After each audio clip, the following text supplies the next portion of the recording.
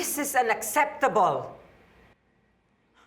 May nasabi ka ba or may nagawa ka para magduda si Jared? At stalk ka? Gigi, don't you understand?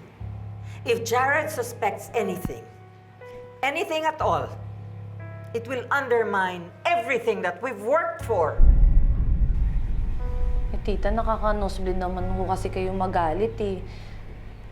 Pwede relax lang kayo. Bahala kayo, yung botox nyo masasayang kasi magkaka-wrinkles kayo sa sobrang konsumisyon. Promise. Nag-iingat naman po ako eh. Tita, imposible na pagdudahan nila ako. Baka kaya lang ako sinusundan ni Jared kasi baka curious lang siya. Eh si Eric, baka namukhaan ka niya. Tita, cannot be.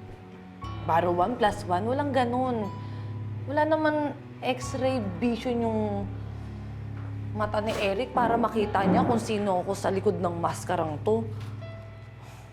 Kahit walang maskara yung mukha ko, walang takip, hindi niya magigets na si Greta at si Gigi ay iisa. Dahil ang dating hipon, tempura na ngayon.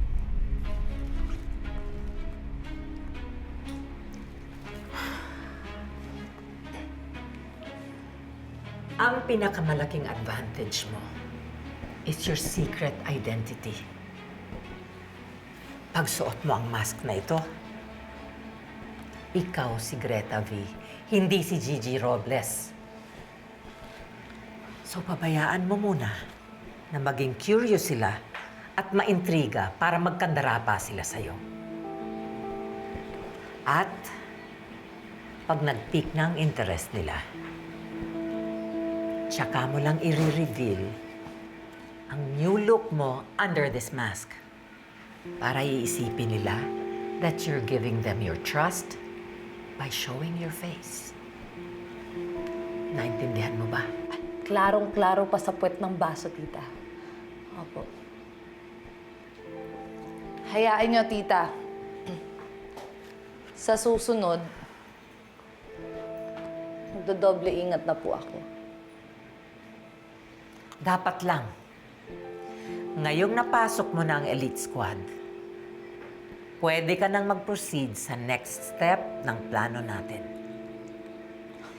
Kailangan maging close ka sa bawat isa sa kanila. At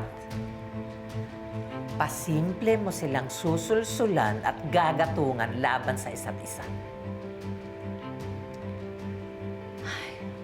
Ako nang bahala sa kanila, tita. Kung dati, Miss Friendship lang yung napapalanunan ko sa mga view ko na sinasalihan ko. Ngayon, makikilala nila ako bilang Miss End of Friendship dahil ako ang tatapos ng pagkakaibigan nila. Walang world peace sa akin. Ako ang magdadala ng World War III sa mundo nila.